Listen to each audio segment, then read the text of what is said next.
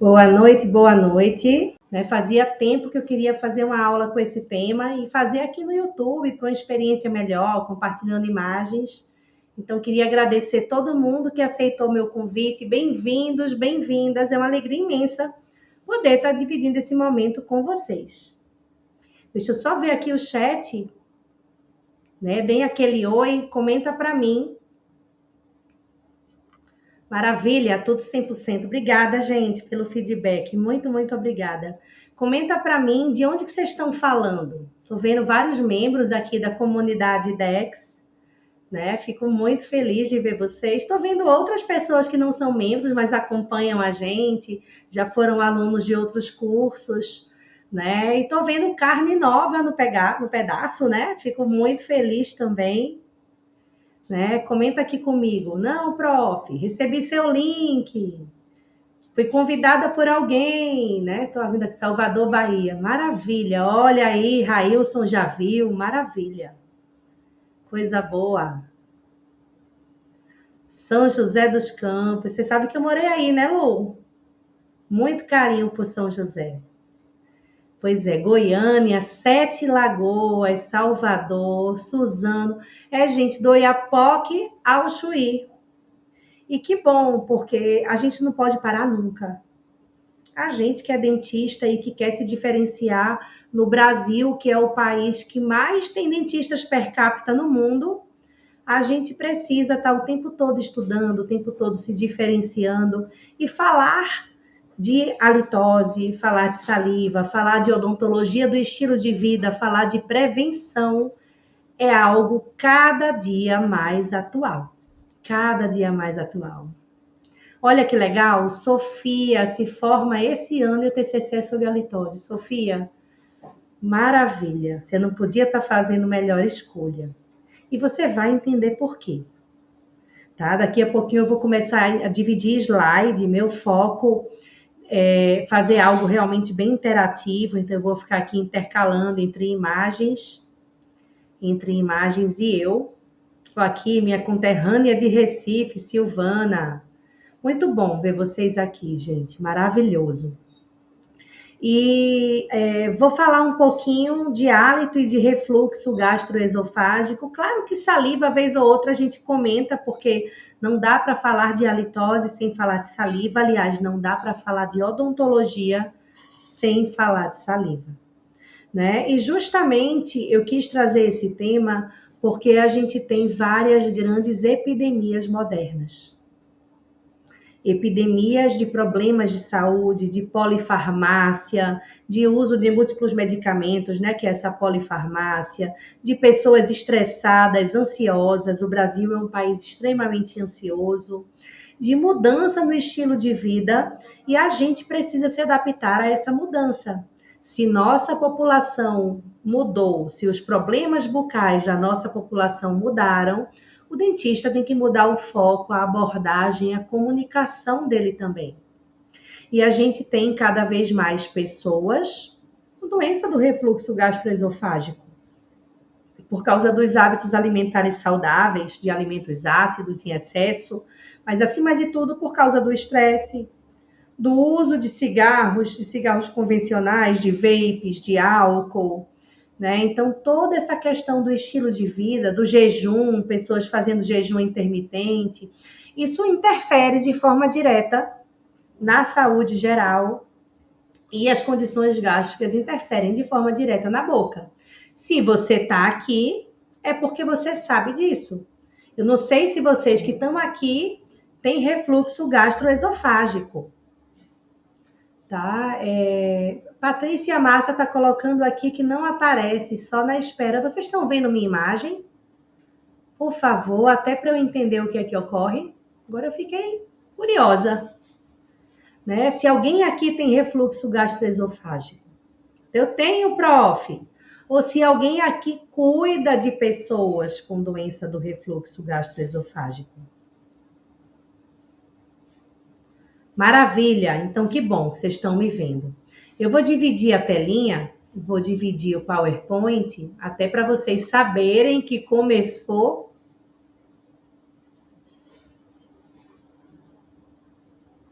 Pronto, agora vocês estão vendo a telinha e eu? Para vocês saberem que começou, para ninguém ficar achando, ficar tenso. Ótimo.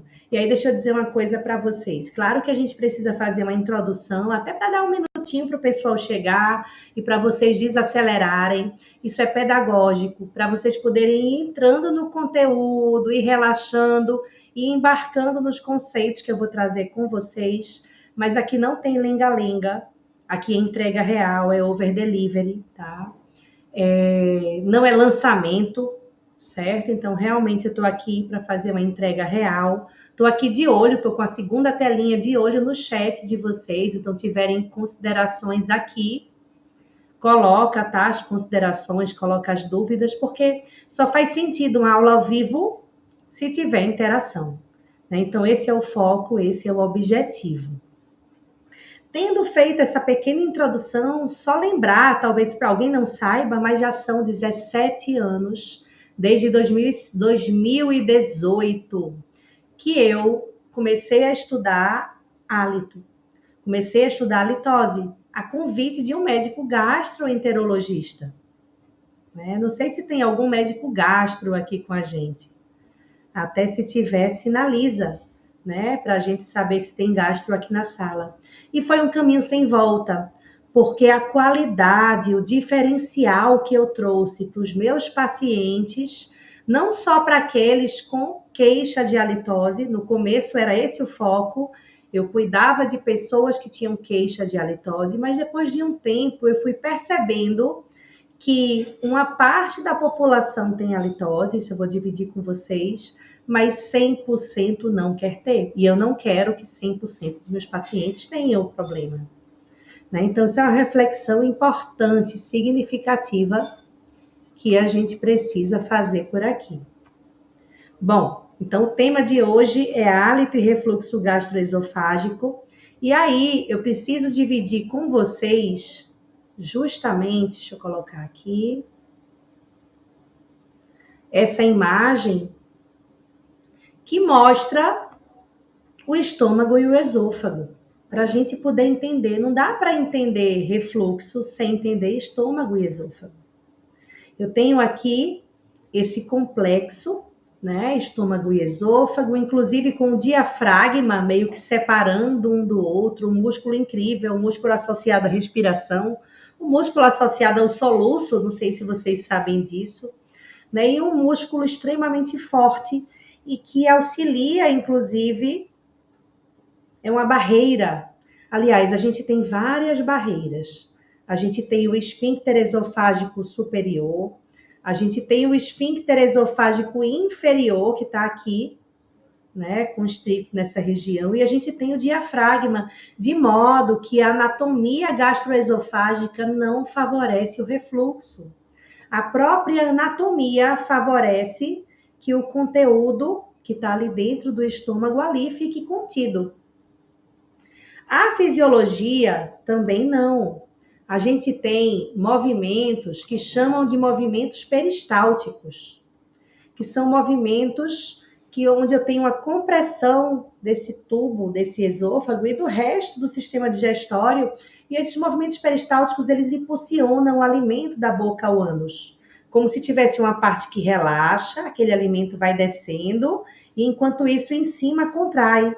Então, fisiologicamente, o ser humano, ele não foi feito... Opa, deixa eu voltar aqui, pra vocês me verem. Fisiologicamente, a gente não foi feito para ter refluxo. Nem a anatomia favorece isso, nem a fisiologia. Episódios pontuais de refluxo, eles podem acontecer. Afinal de contas, a musculatura não fica completamente tensa. Às vezes, a gente fica numa postura que nem sempre a anatomia e fisiologia funcionam tão bem. Vê aí criança que planta bananeira. Aliás, a gente fazendo atividade física, às vezes... vai fazer uma prancha, vai fazer um abdominal e fica numa posição diferente. E é natural que em alguns momentos a gente tenha episódios pontuais de refluxo. O que é o refluxo? É o conteúdo que reflui do estômago em direção ao esôfago. Gases e o próprio conteúdo estomacal, conteúdo líquido e sólido, podem refluir e atingir o esôfago. Isso é normal, isso é fisiológico, contanto que não cause lesão nem sintoma. Sinal que a lesão, que a erosão, né? Às vezes a gente pega uma endoscopia de um paciente, aí tem, né, uma úlcera, uma esofagite erosiva, né? E começam lá os nomes, porque eu estou tendo uma lesão real, um sinal detectável por um exame. E o sintoma, que aí são vários sintomas. O paciente pode ter azia, pode ter queimação, que é o que a gente chama de pirose, né? Pode ter engasgo, entalo. Já vi aqui que vários de vocês têm refluxo, né? Eduarda está dizendo aqui que tem refluxo. Giovana, cada dia mais pessoas têm refluxo. Não sei se vocês têm esses sintomas. Engasgo, entalo, pigarro, queimação, ardência, né? Vários desconfortos, até o ronco, a questão de bruxismo, de desconfortos durante o sono, podem estar associados a esse refluxo. Olha só, como que o corpo da gente é todo associado, né? Então, ter eventos de refluxo, eles até são possíveis, são normais. Mas a doença do refluxo gastroesofágico, que é quando esse conteúdo gasoso, líquido ou sólido estomacal alcança o esôfago, é uma condição crônica. Crônica, repetitiva, não necessariamente constante, mas eu tenho eventos de refluxo numa frequência maior do que o natural, do que o fisiológico, e o paciente pode ter sintomas, queixas ou lesões. Tô vendo já aqui, ó, Maria Olímpia, eu tenho, você tem o quê? Conta que sintomas vocês têm. E algum sintoma que de repente eu tenha esquecido de relatar, que às vezes tem isso, né? A gente aqui no calor do ao vivo pode esquecer sintomas importantes. Então, a gente tem várias possibilidades aqui. Deixa eu voltar a dividir com vocês. Várias possibilidades. E eu queria listar aqui consequências. Que consequências são essas que eu posso ter? Consequências bucais que a gente pode ter. Várias e muitas, né? Quero ver aqui o chat. Porque, como eu disse, se não fosse para ser ao vivo, a gente não estaria aqui ouvindo o que vocês têm a dizer.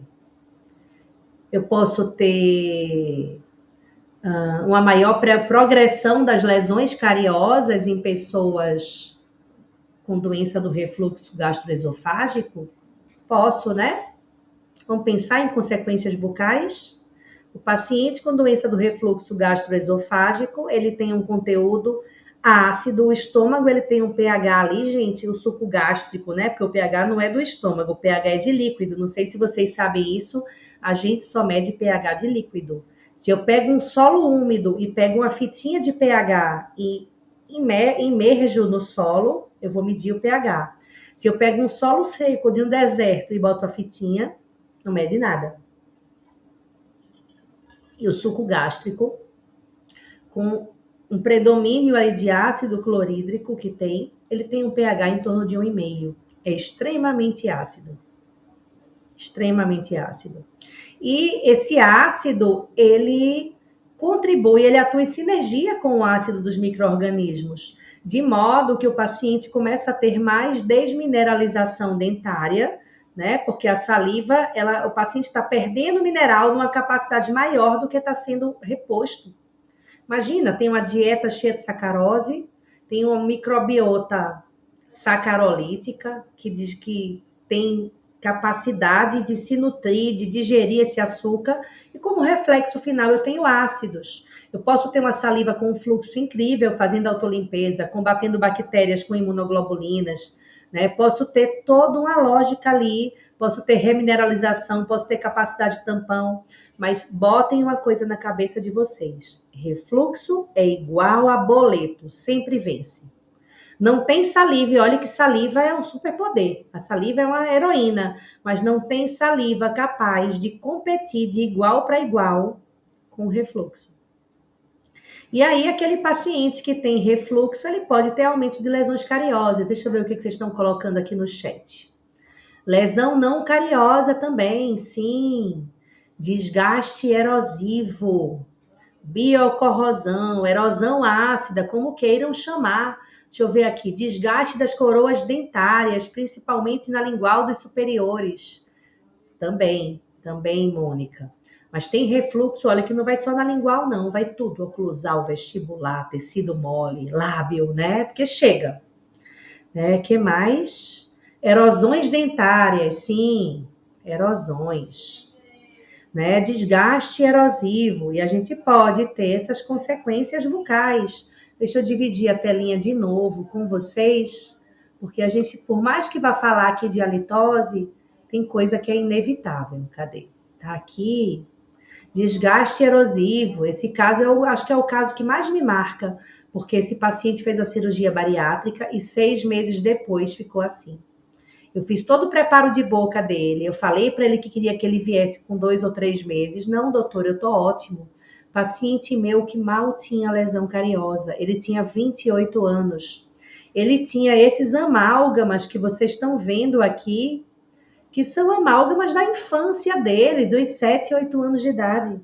Vocês verem, um paciente com história de lesão cariosa ativa, ele começa a ter cáries secundárias em margem. Se ele está mantendo uma amálgama por mais de 20 anos, é porque não é um paciente com alta história de lesão cariosa.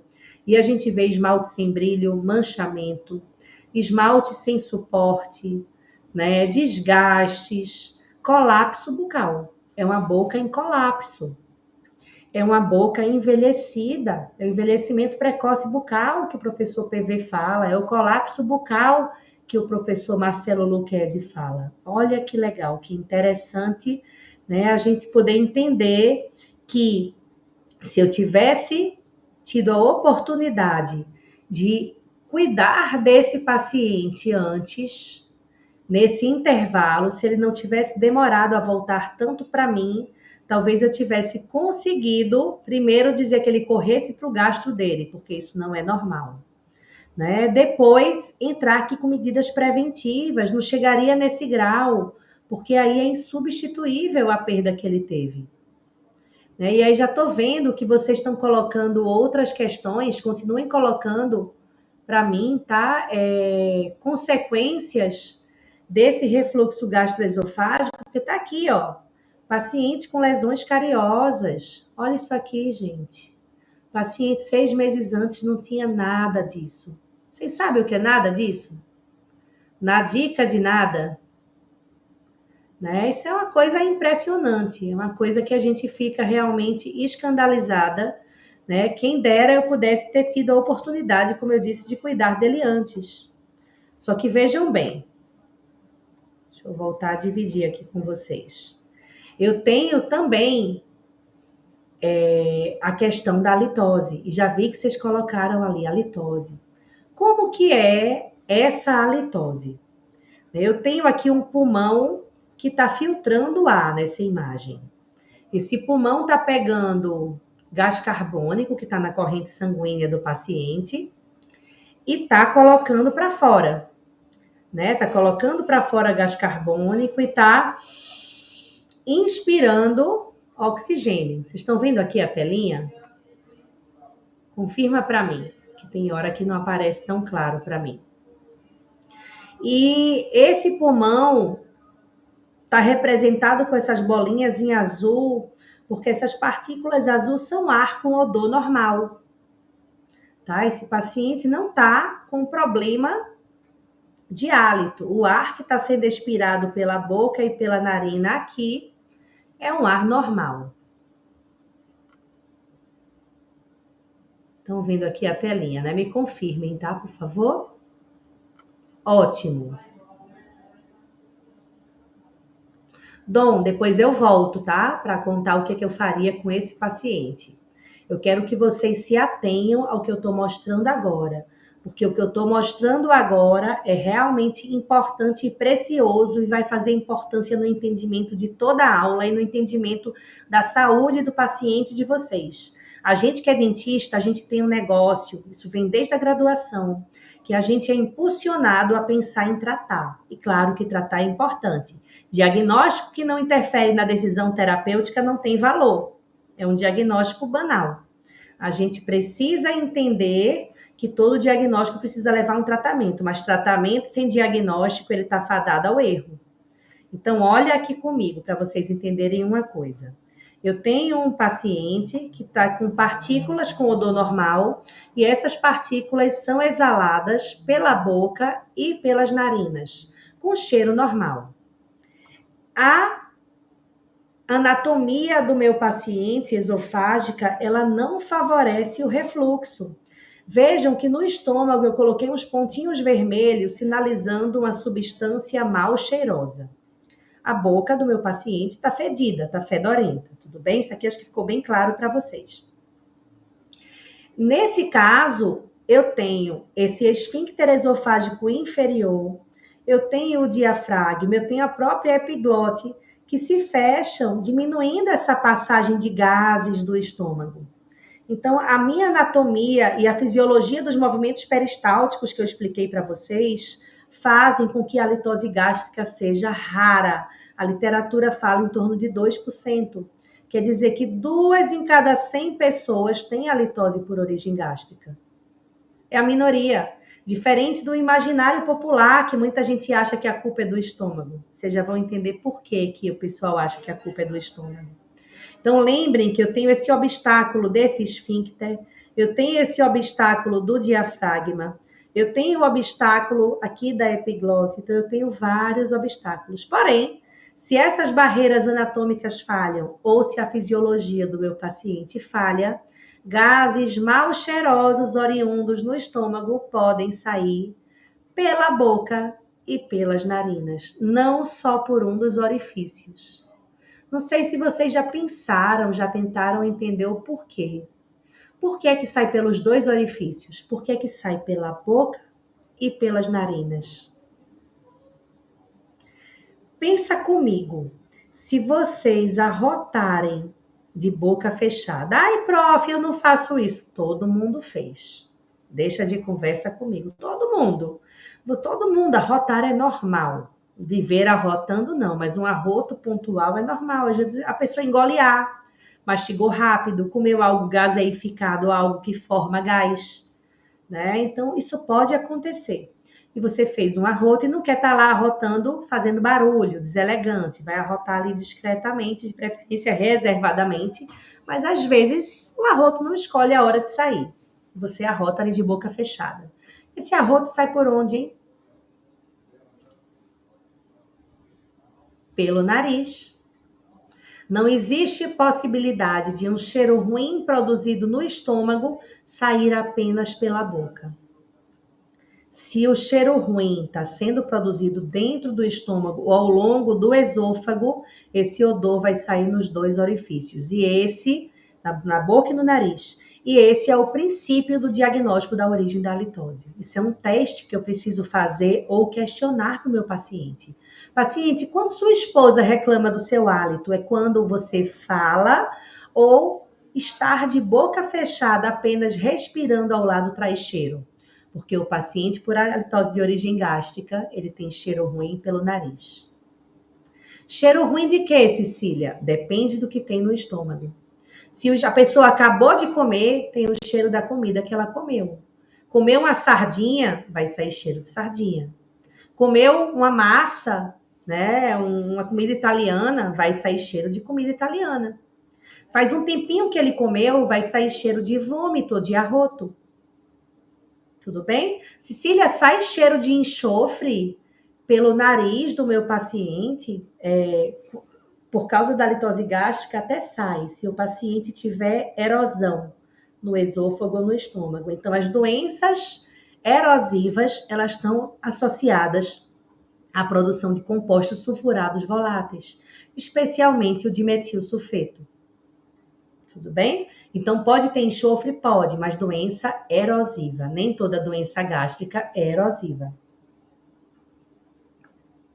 Então, vejam que tem muitos mitos aí sendo quebrados. E por que é que o paciente com halitose acha que sempre vem do estômago? Porque quando ele está com fome, o hálito dele piora. Cecília, isso não é do estômago? Não, não é do estômago. O estômago não é um saco, uma bexiga, um balão que quando está vazio fica cheio de ar. Senão a pessoa rotava e ele murchava. Ele tá mais para um saquinho, uma sacolinha, e ele vazio fica ali murchinho, né? Ou só com o líquido lá, o muco, o suco gástrico normal, mas ele não fica inflado, cheio de ar. Tudo bem? Então, quando a pessoa tá com fome, normalmente ela tá de estômago vazio, o hálito piora porque ela tá mais tempo sem comer, ela não tem a autolimpeza do próprio alimento. A pessoa, quando está deglutindo o alimento, você está deglutindo ali, comeu cenoura crua, arroz e carne, e está deglutindo. O próprio bolo alimentar está varrendo da boca células descamadas, bactérias, está desprendendo saburra, está eliminando o caso das amígdalas, e você vai eliminando bactéria. Né? A saliva, que aumenta com a mastigação e com a deglutição, vai agindo também. A pessoa tem uma maior salivação quando sente gosto e quando mastiga. E outro fator muito importante é a glicemia sanguínea. O paciente que está muito tempo sem comer, a glicose cai. Se ele está se alimentando e tem carboidrato na dieta dele, a glicose está mais alta. E a glicose, quando cai, a gente entra no processo de hálito cetônico. O hálito cetônico, que tem cheiro de quê? De cetona ou acetona, falando de uma maneira mais simples, de fruta passada, de manteiga rançosa, ele não é mascarável, ele não é camuflável, ele sai pela boca e pelo nariz. Então, às vezes, aquela halitose do jejum é uma halitose bucal, junto com a halitose cetônica, não é uma halitose gástrica. Mas o pobre do estômago paga o pato. E os gastros ficam de orelha em pé. Né? Deixa eu ver aqui o que vocês estão colocando. Ok? Deixa eu dividir a telinha de novo com vocês, que tem uma coisa bem importante que eu quero que vocês entendam. É que apesar de halitose gástrica não trazer de o estômago, perdão, não trazer tantos casos de halitose gástrica, os problemas gástricos podem trazer halitose de outras origens, de outras vias. E aqui eu trago com base na literatura. Esse antiperistaltismo, esse movimento que vem no sentido contrário, pode causar lesão tecidual no esôfago e no estômago, gerando liberação de H2S, do dimetilsulfeto, que é um gás que tem cheiro de enxofre, de pum, de ovo podre. E esse gás pode ser exalado pela boca e pela narina. Então, eu posso sim ter halitose gástrica? Pode, em casos específicos, que são esses 3%. Porém, eu posso ter retorno desses alimentos, de gases, de líquido, de sólido, de matéria orgânica que está ali, de proteína que está ali, e isso dali está na boca, tá servindo de fonte de nutrientes para as bactérias bucais. Isso favorece a halitose bucal, então problemas gástricos são cofatores, são combustível para a halitose bucal. Outra coisa, a saliva do meu paciente com doença do refluxo gastroesofágico, ela muda. Ela muda volume, podendo aumentar fluxo ou diminuir fluxo. E ela muda composição. Aumentam fatores de crescimento, aumentam níveis de proteína. Proteína é carne, né? As bactérias que causam halitose bucal, elas são proteolíticas, elas se nutrem de proteínas. Então, vejam, a saliva do paciente com refluxo é mais proteica. Eu estou dando alimento para essas bactérias. O refluxo aumenta a fonte de alimento das bactérias. O refluxo gera a produção de uma saliva mais rica em bicarbonato. Gente, a natureza é muito sábia. Deus é muito incrível. Porque pensa comigo, num paciente com refluxo, onde o refluxo sempre vence, não tem saliva que dê conta de combater. Então, a saliva começa a vir com mais bicarbonato já para tentar tamponar mais. É como se fosse um reflexo.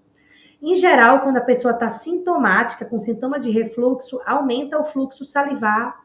E sempre que eu aumento o fluxo salivar, eu aumento a capacidade de tampão. Isso é um reflexo chamado reflexo vagal, que é um reflexo do nervo que inerva a cavidade abdominal, mas eu tenho impacto disso nas glândulas salivares. E essa mudança da salivação para uma saliva mais viscosa, mais rica em proteína, para uma saliva mais alcalina, com bicarbonato, isso favorece a litose. Porque a litose, se eu tenho mais proteína, aumenta, e se eu tenho pH mais alcalino, a litose bucal aumenta. Então, vejam aqui que essa doença do refluxo gastroesofágico, ela favorece a litose bucal também, por esse mecanismo de alteração salivar.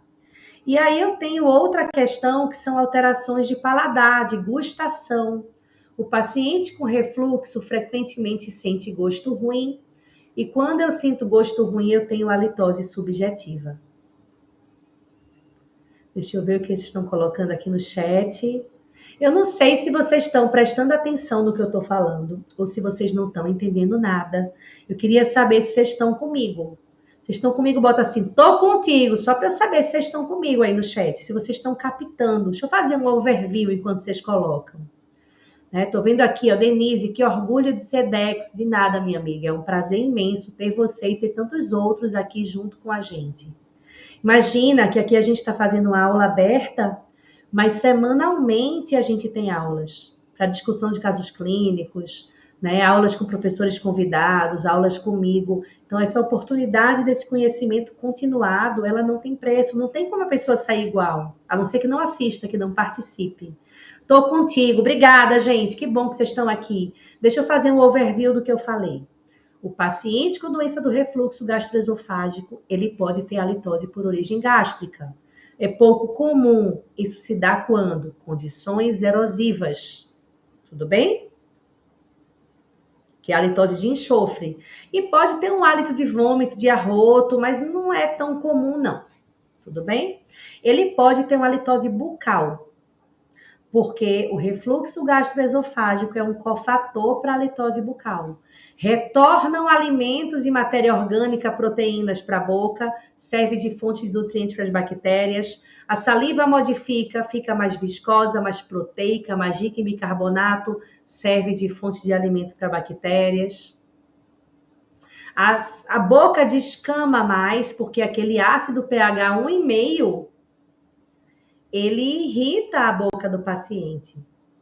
E no que descama mais, forma mais saburra. E saburra ou biofilme lingual, que eu já vi que vocês colocaram, que é uma das consequências do refluxo, vocês colocaram lá em cima, é desbiose, é desequilíbrio de microbiota. Tanto que a gente fala de desbiose intestinal, mas a desbiose bucal está aí. Herpes é desbiose, herpes bucal, candidíase é desbiose, cárie dentária é desbiose, doença periodontal é desbiose e a halitose bucal é desbiose, é desequilíbrio de bactéria. Não adianta ficar mandando o paciente limpar a língua, não adianta prescrever enxaguantes se a raiz do problema está ali. Se o paciente tem um refluxo não controlado, a gente vai querer brigar com uma halitose por saburra lingual, alimentada, tendo como combustível o refluxo, mandando limpar a língua, isso é enxugar gelo, gente. O paciente se sente um idiota enxugando gelo. E a gente um idiota cuidando dele. Não é isso que vocês querem, né? E a gente ainda tem a terceira possibilidade de halitose, que é a halitose subjetiva, porque o paciente com doença do refluxo gastroesofágico, ele tem disgeusia, distúrbio, geusia, gustação, a distorção na gustação. Um gosto amargo, um gosto metálico, um gosto alterado, mesmo na ausência de alimentos. E aí, ele, quando tem gosto ruim, a gente pensa, acho que eu estou com halitose. Ele pode estar com halitose objetiva de forma simultânea, mas ele pode estar só com halitose subjetiva e está deixando de se relacionar, deixando de várias coisas, com autoestima ruim, ficando com ritual, se isolando por causa da halitose que ele acha que tem e talvez ele nem tenha halitose perceptível. E a gente precisa avaliar esse paciente para dar qualidade de vida para ele.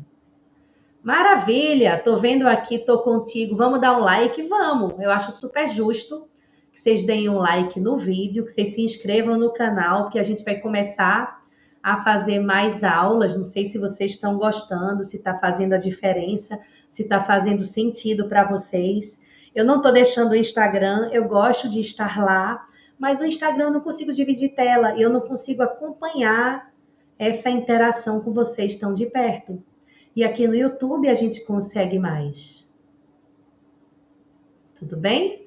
Maravilha. Então comenta só se está fazendo sentido, se eu posso seguir adiante, se vocês estão acompanhando e eu posso seguir com o raciocínio que eu quero dividir com vocês. Gente, se alguma resposta, alguma pergunta, perdão, eu não responder, vocês me cutuquem, porque é muita coisa, é muita informação, né? E às vezes a gente não dá conta. Olha aqui uma coisa comigo, gente. Essa é a saliva de um paciente que eu atendi essa semana e eu quis colocar aqui na aula. Atendi segunda-feira com doença do refluxo gastroesofágica. Vocês veem alguma diferença nessa saliva? Não sei se vocês estão vendo. Quem estiver vendo, coloca também no chat para eu saber se vocês veem diferença. Qual a cor normal de uma saliva? Ela é translúcida, ela não é completamente transparente como vidro, mas ela permite uma passagem de luz ali. Ela é da cor de água de coco. Essa saliva não tá da cor de água de coco. Tá mais para a cor de um mingau, de um suco de graviola. Vocês percebem? E nessa outra imagem, nessa parte aqui que eu coloco contra a luz, que a gente coloca contra a luz, vocês veem várias partículas. Não sei se vocês conseguem ver. Deixa eu aumentar aqui o zoom. Várias partículas. Parece que tem farinha aqui, ó. Porque eu tenho um aumento de descamação. Eu tenho descamação aqui, ó. Células descamadas. Gente, se o refluxo desgasta o dente naquele grau que eu mostrei para vocês... Opa! Se desgasta o dente naquele grau, imagina o que ele não faz na saliva. E essas células descamadas que desprendem aqui, elas se juntam também com o muco respiratório. Não sei se você está vendo aqui comigo. Aqui, ó, deixa eu tentar circular. Avermelhado nessa orofaringe. Você consegue ver? Deixa eu colocar aqui até grande para você ver melhor. Olha que riqueza do paciente que eu atendi segunda-feira. Vamos olhar um pouquinho essa foto comigo? Giovana, Denise, minhas amigas, Camila, Vera, maravilha, extraordinárias, estão conseguindo enxergar a descamação. Só que não é só a descamação que a gente tem na mucosa jugal, na língua, no palato. Não é só isso. O paciente com doença do refluxo gastroesofágico, ele costuma ter o refluxo laringofaríngeo, né? As coisas estão juntas ali. Aquele ácido não chega só na boca, ele chega nas vias aéreas superiores, ele chega na laringe, isso irrita essas vias do paciente. E como um mecanismo de defesa, do mesmo jeito que a saliva fica mais viscosa, mais rica em bicarbonato, mais proteica, do mesmo jeito que ele tem isso, esse paciente tem maior formação de muco. Pessoas com doença do refluxo gastroesofágico têm mais sensação de rinite, tem mais gotejamento retronasal. Esse muco pode dar tosse, por isso que às vezes com refluxo a pessoa tem tosse. Não sei se vocês já tinham percebido que a causa é essa.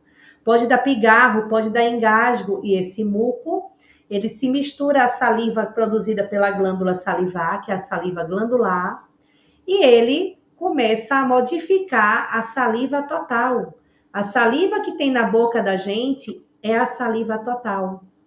Que é o que, gente? A saliva total é a saliva produzida pelas glândulas salivares, junto com células descamadas, junto com resíduos de alimento, junto com muco respiratório. Então, vejam, a saliva de um paciente que tem refluxo é diferente, tanto pela glândula salivar, quanto por esse muco que se mistura quanto pelas células que descamam. E lembra que eu disse para vocês que não dá para falar de halitose sem falar de saliva? Pois é. Esse meu paciente, ele tende a formar mais saburra. Deixa eu voltar a dividir a telinha para eu mostrar uma coisa importante para vocês. Vocês estão vendo aqui o muco circulado. Mas vocês estão vendo esse dorso lingual? Esbranquiçado, amarelado. Opa! Olha aqui, gente. Outro paciente. Esse eu atendi ontem. Fiz questão de pegar as fotos mais novinhas do meu celular, né? Porque aí a gente consegue discutir legal com vocês. Olha essa língua. O paciente higieniza a língua. Ele higieniza tanto. Deixa eu mostrar uma coisa importante para vocês. Muito importante. Olha que foto linda. Linda, né?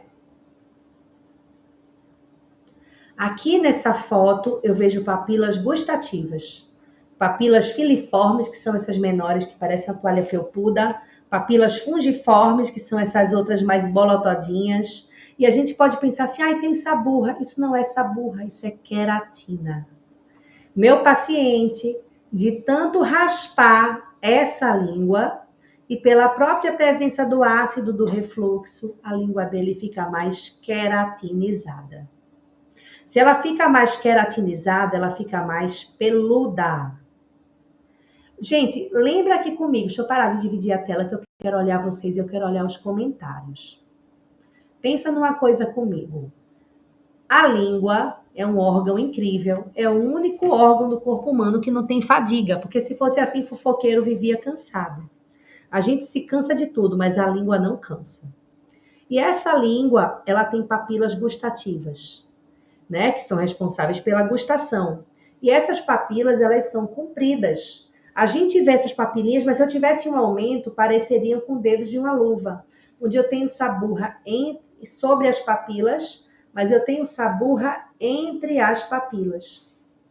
E uma língua queratinizada, ela é como um tapete. A língua é um tapete no capacho, aquele tapete da entrada de uma casa.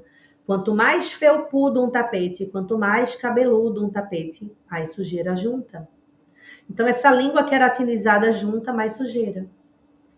E aí o paciente entra no ciclo vicioso. Ele raspa tanto a língua, as papilas gustativas crescem porque queratinizam, junta mais sujeira em cima, mas junta mais sujeira interpapilar. Esse paciente tinha limpado a língua, gente, cerca de 2 horas antes de eu atender. Olha aqui o terço posterior da língua. Aqui não é só queratinização, não. Aqui eu já tenho saburra. Ele limpou a língua 2 horas antes. Olha outra coisa. Orofaringe irritada. Conseguem ver? Irritada. Rui, o paciente pode confundir secreção de origem respiratória? Pode, Rui. Pode não saber o que é saliva, o que é secreção respiratória, tudo se mistura. Aliás, essas células que descamam, a saliva que fica mais viscosa, esse gotejamento retronasal param em cima da língua e viram o quê? Saburra ou biofilme lingual. É muito mais bonito, né? Você dizer para o paciente, ó, porque você tem aqui biofilme lingual. Biofilme em inglês, eles chamam de tongue plaque. Eu acho até mais bonito, que seria a placa lingual, né? Porque biofilme nem sempre o paciente entende, embora seja a nomenclatura certa. Mas saburra é feio, né, não? Eu falo o termo porque é o que a gente conhece, a gente em geral. Mas vocês entenderam que a pessoa com doença do refluxo gastroesofágico, ela tem um risco maior de ter saburra? E saburra é um dos principais fatores da halitose bucal. Façam um teste com vocês. Peguem uma gaze, enrolem no dedo, esfreguem na língua, especialmente na parte posterior da língua, e cheirem. Ai, Cecília, que nojo. Que nojo nada, é de vocês. Isso é uma experiência científica. Cheirem para ver se é cheiroso. Ali eu tenho menos oxigênio, ali eu tenho mais bactérias proteolíticas. Saburra fede. Saburra tem gosto ruim. Essas papilas gustativas aqui atrás, as valadas, elas são responsáveis principalmente pela percepção do gosto amargo. essas papilas valadas. Deixa eu marcar aqui para vocês ela. Peraí. Pegar aqui uma canetinha. Ó. Opa. Essas papilas dessa região que formam o V lingual, elas são responsáveis pela percepção do gosto amargo. E por que que o pobre do meu paciente que tem refluxo, ele sente tanto gosto amargo? Porque ele acumula saburra no terço posterior da língua, onde eu tenho as papilas gustativas mais capazes de perceber o gosto amargo.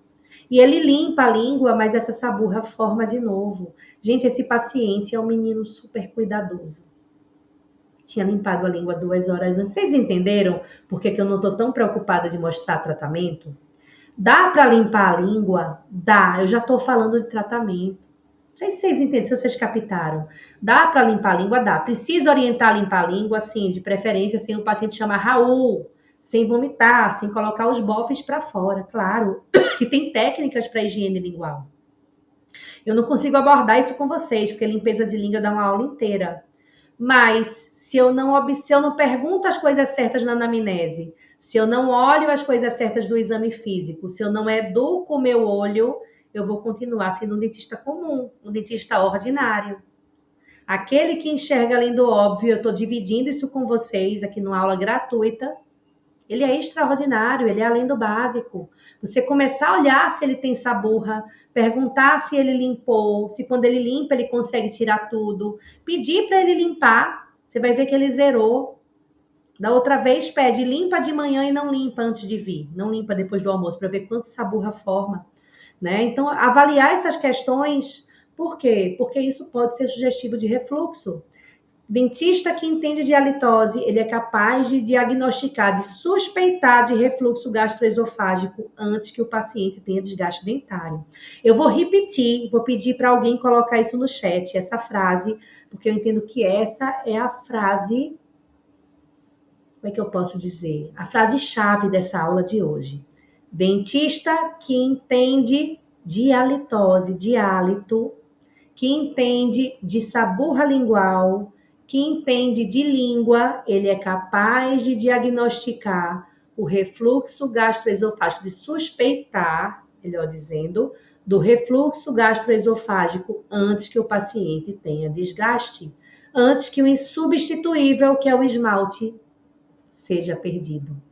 Porque é irreversível, gente. A perda do esmalte é irreversível.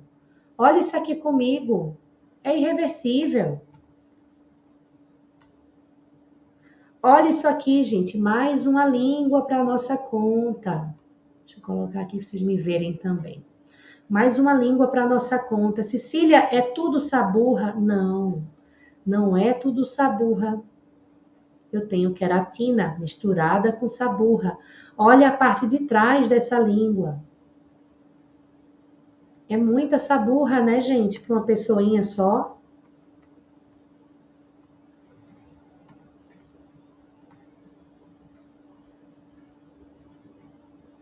Olha aqui, outra, só aumentando. Estão vendo aqui na ponta que ela vai ficando esbranquiçada? Isso não necessariamente é saburra, isso é queratina. Olha aqui atrás, papilas gustativas cobertas. Completamente cobertas. Dá para ver? Isso certamente não é normal. Isso certamente não é fisiológico. Deixa eu ver aqui o que vocês estão colocando. A tela não está compartilhada? Opa, obrigada por avisar. Tá já, não, gente? Sinaliza para mim. Por aqui está compartilhado. Ah, é o delay do YouTube. Tem esse delay. Vamos lá. Dentista que entende de hálito, saburra e língua, capaz de suspeitar de doença do refluxo gastroesofágico antes do desgaste do esmalte, antes da perda do esmalte ser irreversível. Maravilhoso. Vocês já tinham se tocado disso? Valeu já a aula? Conta para mim se valeu. Se esse insight, se vocês vão começar a ficar mais atentos para a anamnese e para o exame físico. Gente, menos de 1 hora de aula, 45 minutos de aula. Eu tenho certeza que vocês não estão saindo daqui igual. Eu não tenho dúvida que vocês não estão saindo daqui igual. Essa aula tem toda a relação com a paciente que eu vou avaliar terça-feira e que comentou por um áudio que sofre disso há 12 anos. Rui, vai fundo, meu amigo.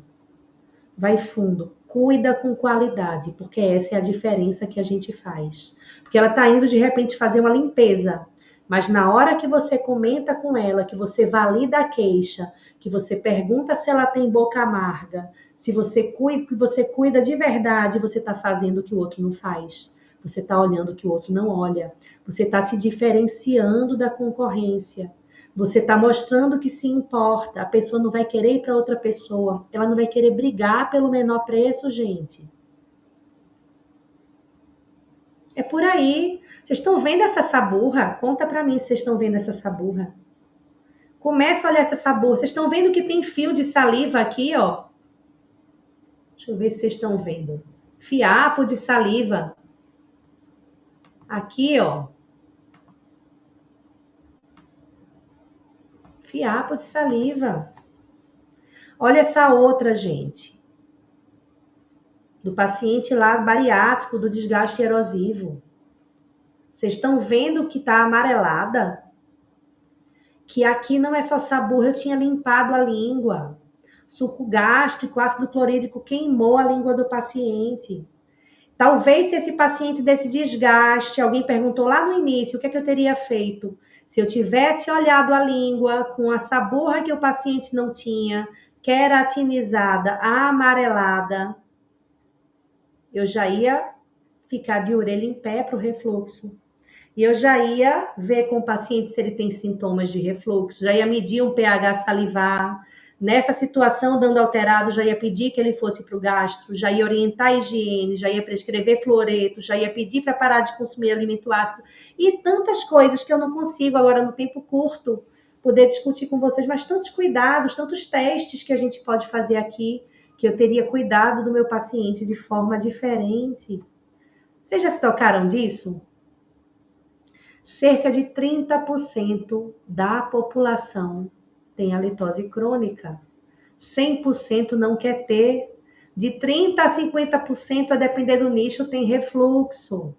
E olha que a gente está abrindo mão disso daqui.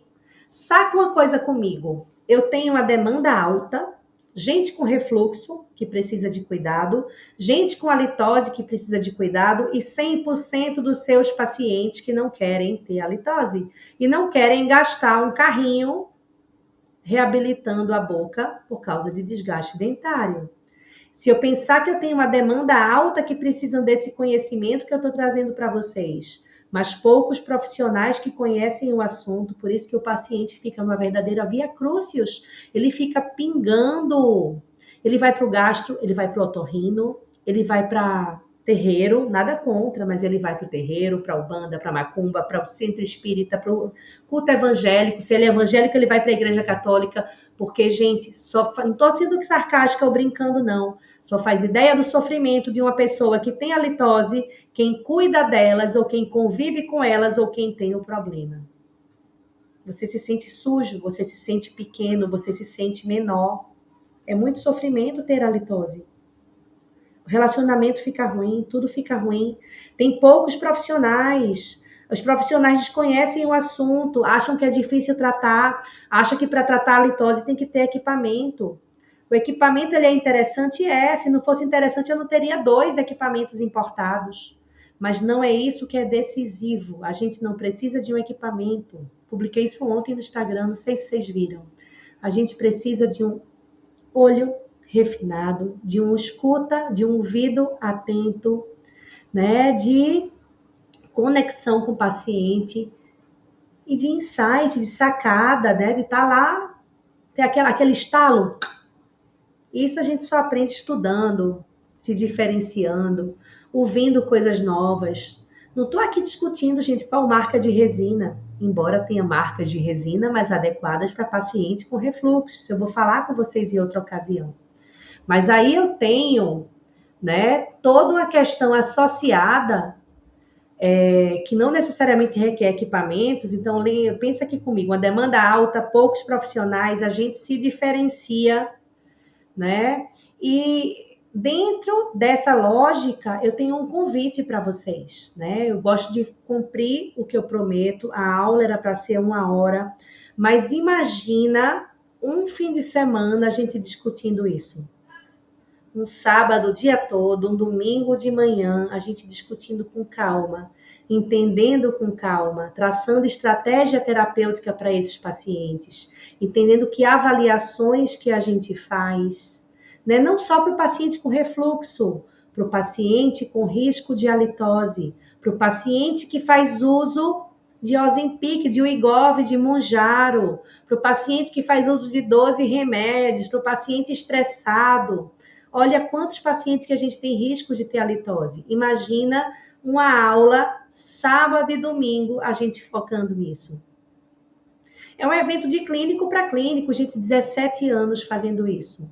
Se eu tivesse a noção que esse conhecimento que eu tinha se aplicava para qualquer especialidade e que era um diferencial, que por prevenir a litose no paciente que não tem, ele faz assim, mas eu tenho um cunhado que tem a litose, eu posso mandar para a senhora? Pode, manda. Mas eu tenho um amigo no trabalho que tem a litose, eu posso mandar para a senhora? Manda, não precisa ser expert, o teu paciente te indica. O teu paciente te indica. Independente da tua especialidade, se você incluir isso na rotina. E esse é o convite. 2 dias pelo Zoom, 16 e 17 de agosto, a litose na prática clínica. Um conteúdo prático e objetivo, tá? Com um material complementar. A gente vai entregar, Over Delivery é meu nome, gente. A gente vai entregar um guia clínico de prevenção de halitose. Sorteio de vários brindes, 2 dias. E a gente vai poder discutir do começo ao fim. Falar de diagnóstico, falar de tratamento preventivo, discutir caso clínico, entregar um protocolo para vocês. Porque a ideia é que eu quero vocês ao vivo e dando um voto de confiança, pagando uma entrada, um bilhete. Porque, gente, não vai ser uma aula, não. Vai ser um espetáculo, eu prometo. Pagando um bilhete, né, justamente para estar presente. Lembrando mais uma vez que quem for membro DEX não precisa se inscrever. Tudo bem? Ótima aula, que bom que gostaram. No grupo, nos insights da Cecília. E quem não está nesse grupo, nessa comunidade, recebendo os informes, vai lá no meu Insta, clica no link da bio que tem lá para entrar. Porque a gente tem colocado muita informação de qualidade. Maravilha, minha amiga. Dentista que entende de hálito, sabor e língua é capaz de suspeitar de doença de refluxo gastroesofágico antes do desgaste irreversível do esmalte dentário. Exatamente. Né? Eu acho que fica esse insight. Quero mais, Carmen? Vamos ter mais.